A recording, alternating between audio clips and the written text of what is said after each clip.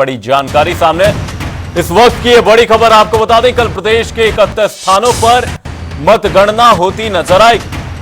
हिमाचल में 78 counting centres बनाए गए हैं। विधानसभा उपचुनाव के लिए 6 अतिरिक्त केंद्र बनाए गए हैं। 4 लोकसभा और 6 विधानसभा सीटों पर मतगणना होती नजर आएगी। सुबह 8 बजे से नतीजे आने शुरू हो जाएंगे।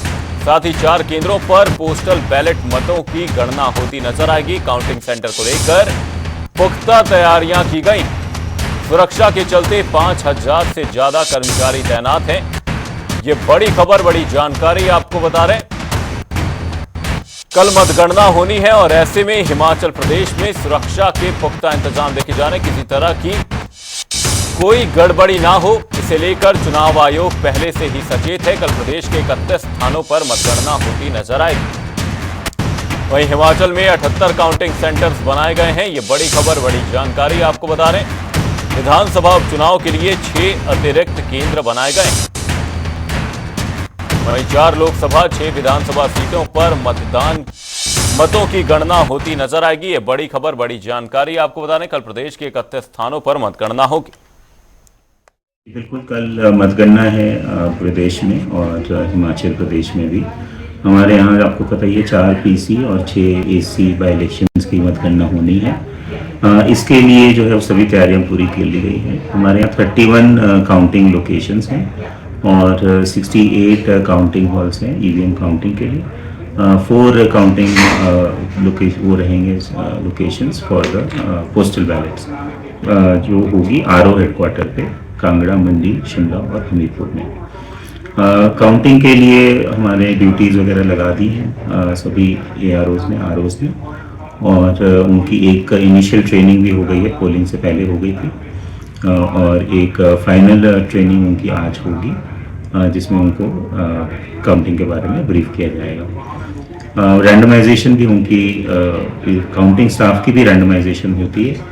तो पहली तो रैंडमाइजेशन होती है कि काउंटिंग ड्यूटी किसकी लगेगी उसके ऊपर, और दूसरी रैंडमाइजेशन जब वो मॉर्निंग में आएंगे तो कौन सी टेबल उनको अलॉट होगी उसके ऊपर रैंडमाइजेशन होगी। सिक्योरिटी अरेंजमेंट भी सभी दुरुस्त बंदोबस्त किए गए हैं।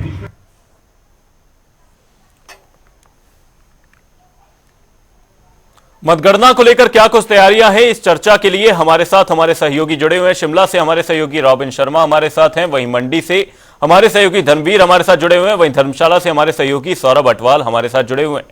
सबसे पहले रॉबिन, आपका रुख करूंगा, किस तरीके की तैयारियां देख रहे हैं मतगणना को लेकर, क्योंकि चुनाव आयोग मतगणना को लेकर पूरी तरह से पहले से ही सचेत है। पूरी तरह के इंतजाम आज भी प्रेस कॉन्फ्रेंस करते हुए चुनाव आयोग की ओर से जानकारियां दी गई हैं। जी बिल्कुल, देखिए 4 जून को जो 2024 का महासंग्राम था उसका नतीजे सामने आएंगे और इसको लेकर हिमाचल प्रदेश में भी तैयारियां पूरी हो गई हैं। इसको लेकर 78 जो काउंटिंग स्टेशन है वो बनाए गए हैं। इसमें विशेष बात यह है कि 72 स्टेशन जो है वो केवल लोकसभा के लिए है और 6 अतिरिक्त स्टेशन जो है वो विधानसभाओं के लिए है। अगर इसमें बात की जाए तो 72 में से 68 स्टेशन वो हैं जहां पर ईवीएम पर मतगणना होगी और इसके अलावा 4 स्टेशन विभिन्न लोकसभा क्षेत्रों में बनाए गए हैं जहां पर पोस्टल बैलेट्स की गणना होगी। तो इसके अलावा जो 6 अलग अलग विधानसभा क्षेत्र है वहां पर भी 6 स्टेशन बनाए गए हैं जहां पर मतों की गणना होगी। सुबह 8 बजे से जो है मतों की गणना शुरू होगी और नतीजे जो रुझान है, शुरुआती रुझान, वो भी आने शुरू हो जाएंगे। इसको लेकर चुनाव आयोग की ओर से कहा गया है कि तमाम तैयारियां पूरी हो गई है। तकरीबन 5000 से ज्यादा का जो स्टाफ है, जो कर्मी है, वो मतगणना में जुट गए हैं। इसके अलावा पुलिस व्यवस्था भी पूरी तरह से सुचारू कर दी गई है ताकि किसी भी तरह की जो कोताही है वो इस दौरान नहीं बरती जा सके। और इसके अलावा क्योंकि नतीजे देखिए सुबह से शुरू हो जाएंगे तो ऐसे में पूरे देश में चुनाव के नतीजे आने हैं, लिहाजा जो विधानसभा के उपचुनाव है वो जल्दी यानी कि दोपहर तक आने की उनकी संभावना है कि दोपहर तक 6 विधानसभा सीटों पर स्थिति साफ हो जाएगी कि यहाँ पर किसके सर जो है ताज सज रहा है। और दूसरी ओर अगर बात लोकसभा चुनाव की जाए तो 4 सीटों पर यहाँ पर जो है नतीजे आने हैं, जिनके नतीजे शाम होते होते यहाँ पर साफ स्पष्ट जो स्थिति है वो होती नजर आएगी इन 4 लोकसभा सीटों पर। जी, मंडी से हमारे सहयोगी धर्मवीर का रुख करूंगा। धर्मवीर, आपसे जानना चाहूंगा, बहुत बेहतरीन मतदान रहा। मतदान के अगर परिप्रेक्ष्य में बात की जाए तो मतदान बहुत बढ़िया देखा गया। अगर हिमाचल की बात करें, और अब मतगणना होनी है, मतगणना को लेकर किस तरह की तैयारियां मंडी में आप देख पा रहे हैं, क्योंकि चुनाव आयोग की ओर से टीमें तैनात कर दी गई हैं, चुनाव कर्मी भी तैनात हैं, किस तरह की तैयारियां देख पा रहे हैं? जी, अमन बता दें कि 1 तारीख को जो मतदान हुआ था, अब उसकी जो है मतों की गणना जो है कल की जाएगी। सुबह 8 बजे से काउंटिंग शुरू हो जाएगी, जिसको लेकर जो है तमाम तैयारियां जो है चुनाव आयोग की तरफ से है। यहाँ पे रिटर्निंग अधिकारी डीसी मंडी है, उनकी तरफ से की जा रही है। और अभी मेरे पीछे आप देख रहे हैं जहाँ पे जो है स्ट्रॉन्ग रूम भी बनाए गए हैं, और इसी के साथ जो है ये एग्जामिनेशन हॉल में ही जो मतगणना केंद्र भी बनाए गए हैं। मेरे साथ राइट साइड में आप देख रहे हैं जो चुनाव अधिकारी हैं, जिनकी मतगणना केंद्रों पर काउंटिंग के लिए ड्यूटी लगी हुई है, उन कर्मचारियों को जो बाकायदा आईडी कार्ड यहाँ से दिए जा रहे हैं। और आईडी कार्ड देने के बाद ये अधिकारी जो है जिन मतगणना केंद्रों पर उनकी ड्यूटी है वहाँ यह तैनात हो जाएंगे, और सुबह 8 बजे से जो है मतगणना शुरू हो जाएगी। और 1 घंटे के करीब जो है बाद जो है रुझान सामने आने शुरू हो जाएंगे। अगर मंडी जिला की बात करें तो मंडी जिला में जो है 4 केंद्र बनाए गए हैं, जिसमें सरका घाट और धर्मपुर का सरका घाट में, और सुंदरनगर का शोग और नाचन और सिराज का जो है सुंदरनगर में सेंटर बनाया गया है। वहीं अगर मंडी और बल की बात की जाए तो जिला मुख्यालय में इस वक्त हम अभी यहाँ मौजूद हैं, तो यहाँ एक केंद्र बनाया गया है। वहीं अगर जोगिंदर नगर और द्रंग विधानसभा क्षेत्र की बात करें तो जोगिंदर नगर में ऐसा ही एक केंद्र बनाया गया जहाँ मतों की गणना शुरू होगी। इससे पहले मैं आपको बता दूं कि जो यहाँ पे चुनाव हुआ है, मंडी संसदीय क्षेत्र की बात करें तो 73% के से ज्यादा जो है इस बार मतदान हुआ है। और इस बार जो है 9,93,000 के अधिक जो है मतदाताओं ने मतदान किया है। और तमाम तैयारियां जो मतगणना केंद्र पर जो है की जा रही है, कहाँ मीडिया सेंटर बनना है, कहाँ कौन सी तैयारी की जाएगी, कौन लोग अंदर जाएंगे, किन कर्मचारियों की ड्यूटी रहेगी, इस तरह की तमाम जो है जो मतदान केंद्रों में अंदर जाएंगे उनकी जो है जिम्मेदारियां उनको सौंपी जा रही है। वहीं अगर स्ट्रॉन्ग रूम की बात बता दूं तो यहीं पे स्ट्रॉन्ग रूम है 2 विधानसभा क्षेत्रों का, जिसमें त्रिस्तरीय घेर में जो है ईवीएम मशीनें जो है रखी गई है। जी, धर्मशाला से हमारे सहयोगी सौरभ अटवाल भी हमारे साथ जुड़े हैं। सौरभ, आपसे जानना चाहूंगा, जिस तरह का मतदान देखा गया उसके बाद से यहां पर हमने देखा कि जो एग्जिट पोल निकलकर सामने आया, एग्जिट पोल के आंकड़ों की अगर बात करें तो हिमाचल प्रदेश में यहां पर भारतीय जनता पार्टी को 3 सीटों पर बढ़त मिलती हुई नजर आ रही, कहीं कहीं 4 सीटों पर जीत बताई जा रही है। लेकिन आप किस तरीके से देखते हैं एग्जिट पोल्स को, और साथ ही मतगणना को लेकर क्या कुछ तैयारियां धर्मशाला में आप देख पा रहे हैं? क्योंकि सिर्फ यहां पर 4 लोकसभा सीटों की ही बात नहीं है, 6 विधानसभा सीटों पर जहां पर उपचुनाव हो रहे हैं, उन्हें लेकर भी आपसे जानकारी चाहूंगा।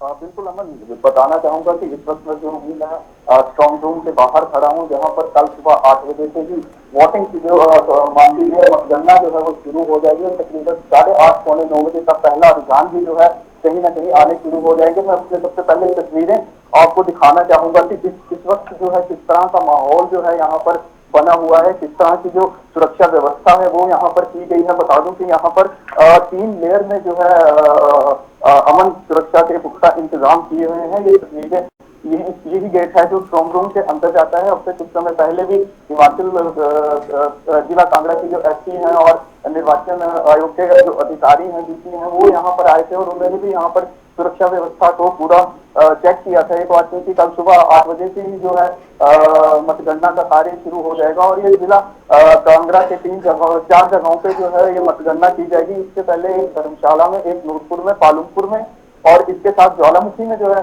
ये मतगणना की जाएगी। इस गेट के अंदर अभी वही लोग जा पा रहे हैं अमन, जिनके कार्ड बने हुए हैं। बाकी अभी किसी भी मीडिया कर्मी को अंदर जाने की अनुमति नहीं है। बाहर से ही जो है हम लोगों को भी जो है यहाँ से कवर करना पड़ रहा है। जी अमन। जी, मंडी से हमारे सहयोगी धर्मवीर का रुख करूंगा। धर्मवीर, जिस तरीके के यहां पर एग्जिट पोल सामने आए हैं उसमें जो 3-1 की स्थिति नजर आ रही है और मंडी की जो सीट है उससे लेकर चर्चा काफी तेज है, क्योंकि मंडी की जो सीट है वो हॉट सीट बनी हुई है और यहां पर कंगना और विक्रमादित्य के बीच एक कड़ी टक्कर बताई जा रही है। किस तरीके से देखते हैं एग्जिट पोल्स के आंकड़ों को और साथ ही क्या कुछ स्थिति ग्राउंड जीरो पर बनी हुई नजर आ रही है? ये मैंने बता दें कि जब से जो है भारतीय जनता पार्टी ने कंगना रनौत को चुनावी मैदान में उतारा था, तब से यह सीट जो है पूरी तरह से हॉट बनी हुई थी और अंत तक जो है अब चुनावी नतीजों की बात करें तो यह सीट अभी भी असमंजस में बनी हुई है। कि कौन यहाँ से बाजी मार सकता है, क्योंकि अभी भी यहाँ पे जो लोगों का जिस जनादेश यहाँ पे जनमत की बात करें तो खुलकर जो है लोग इस बार जो है सामने नहीं आए हैं इन चुनावों में। 2019 के बाद करें या फिर 2014 के लोकसभा चुनावों की बात करें तो यहाँ पे जो जनपद जो है सीधे तौर पर जो है भाजपा को गया था, लेकिन इस बार जो है असमंजस की स्थिति में है और कहीं ना कहीं यहाँ एग्जिट पोल भी आ रहे थे जिनमें जो है 3-1 जो है इस बार दिया जा रहा है। एग्जिट पोल में हिमाचल प्रदेश में जहाँ 4-0 के यहाँ तो भारतीय जनता पार्टी के द्वारा जो है एक बार फिर से जो है जीत की हैट्रिक लगाएगी। वहीं अगर कांग्रेस की बात करें तो कांग्रेस भी यहाँ दावा कर रही है कि वह भी जो है अधिकतर सीटें यहाँ से जीत कर जा रही है। फिलहाल जो है अभी मतगणना जो है कल होने वाली है, 8 बजे मतगणना शुरू होगी, तो इसके बाद जो है चुनावी नतीजे सामने आने शुरू हो जाएंगे कि किसके सर जो है सेहरा सजेगा और किसे जो है मंडी संसदीय सीट से जो है कौन जो है यहाँ से सांसद चुनकर जो है दिल्ली पहुंचेगा। जी, शिमला से हमारे सहयोगी रॉबिन का रुख करूंगा। रॉबिन, आपसे जानना चाहूंगा साइलेंट वोटर्स की जो बात की गई कि अब की बार वोटर खुलकर सामने नहीं आए, वोटर्स ने अपने मन की जो जिज्ञासा थी कि उन्होंने किस पार्टी को मतदान किया है, लगभग अधिकतर मतदान अब की बार साइलेंट देखा गया। इन साइलेंट वोटर्स को लेकर क्या कुछ कहना चाहेंगे, क्योंकि मतदान प्रतिशत तो बहुत बेहतर रहा है, लेकिन साइलेंट वोटर्स की क्या कुछ भूमिका रहने वाली है इस मतदान में? जी बिल्कुल, देखिए हिमाचल को जागरूक राज्य कहा जाता है और जो यहाँ का मत प्रतिशत है वो इसको साबित भी करता है कि लोग जो है वो खुलकर यहाँ पर वोट करते हैं ताकि अपना जो उनका नेतृत्व है उसको चुन सके। तो ऐसे में क्या एक बार फिर से हिमाचल प्रदेश की जनता ने पिछले 2 बार की तरह प्रधानमंत्री नरेंद्र मोदी के नेतृत्व पर भरोसा जताया है या नहीं, ये 4 जून को साफ होगा। और इसके अलावा दूसरी सबसे बड़ी बात यह है कि क्योंकि हिमाचल प्रदेश में इस वक्त भाजपा 2022 का चुनाव हार गई थी और कांग्रेस ने अपनी सत्ता स्थापित की थी, तो ऐसे में क्या हिमाचल की जनता कांग्रेस के 1 साल यानी कि 1.5 साल के जो काम है उससे संतुष्ट कितनी है और उसको लेकर हिमाचल प्रदेश की जनता का क्या रुख है, यह भी कुछ ना कुछ असर हिमाचल प्रदेश के इन चुनावों में देखने को निश्चित तौर पर मिलेगा। और ऐसे में मुझे लगता है कि जिस तरह का वोटिंग परसेंटेज तमाम सीटों पे रहा है, क्या बात नाहन से कर ले जहां पर 75% से ऊपर वोट रहा, इसके अलावा सिराज की कर ले, तो तमाम जितने भी यहां पर स्टेशन रहे हैं, तमाम विधानसभा क्षेत्र रहे हैं जहां पर जबरदस्त तरीके से वोटिंग हुई है, ये निर्धारित करेंगे कि आखिर ये चुनाव का रुख किस ओर मुड़ रहा है। क्या हिमाचल प्रदेश में एक बार फिर भाजपा क्लीन स्वीप करने में कामयाब रहेगी या फिर कांग्रेस अपनी जिस तरह से उपचुनाव में उन्हें जो 1 सीट मिली थी क्या उसको उस नंबर को बढ़ा पाएगी या उतने पर सीमित रह पाएगी। तो ये कई सवाल है जिसका खुलासा कल 4 जून को होगा। तो ऐसे में सुबह से जब नतीजे आएंगे तो लोगों की नजर इसी पर बनी रहेगी कि हिमाचल प्रदेश में आखिर किस ओर जो है हवा बह रही है और कौन सी सीट पर यहां पर कौन बाजी मार रहा है। जी सौरभ, आपसे जानना चाहूंगा, जिस तरह की वोटिंग परसेंटेज को लेकर बात की जा रही है, सबके अपने दावे हैं। कांग्रेस की ओर से यह कहा जा रहा है कि वोट परसेंटेज जिस तरीके से बढ़ा है उससे कांग्रेस को फायदा मिलता हुआ नजर आएगा। वहीं भारतीय जनता पार्टी ने इस वोट प्रतिशत को इस तरीके से लेकर कहा कि यह वोट प्रतिशत भारतीय जनता पार्टी के पक्ष में झुकता हुआ नजर आएगा। अब ग्राउंड जीरो पर क्या कुछ देखते हुए नजर आए, क्योंकि वोटर भी है वो भी बहुत साइलेंट रहा, तो ऐसे में समीक्षा करना बहुत मुश्किल है। कल ही जहां तक लगता है कि यह साफ हो पाएगी स्थिति। बिल्कुल, मैं बताना चाहूंगा कि अगर हिमाचल प्रदेश की बात की जाए तो जो वोट प्रतिशत है वो कहीं ना कहीं अच्छा रहा है और बस ऐसे में जबकि मतदान हो चुका है तो दोनों ही पार्टियां चाहे कांग्रेस हो या भाजपा हो, दोनों ही अपनी जीत का दावा पेश कर रही हैं। उनका ये मानना है कि चुनावों में जो है उन्हें कहीं ना कहीं जरूर जीत मिलेगी। अगर वहीं एग्जिट पोल की बात की जाए तो एग्जिट पोल भी जो है अभी तक जो है भाजपा की तरफ ही इशारा कर रही है कि सभी सीटें जो है कहीं ना कहीं भाजपा जीत रही है, लेकिन असल में क्या होने वाला है ये कल करने के बाद ही स्पष्ट हो पाएगा कि किस पार्टी के सिर से सेहरा सजेगा और किस पार्टी को जो है हार का मुंह देखना पड़ेगा। विधानसभा उपचुनाव के लिए 6 अतिरिक्त केंद्र बनाए गए हैं। मतगणना को लेकर पूरी तरह से तैयारी है। 4 लोकसभा 6 विधानसभा सीटों पर मतगणना होती नजर आएगी। बहुत बहुत धन्यवाद आप सभी तमाम सहयोगियों का तमाम जानकारी के लिए। बुलेटिन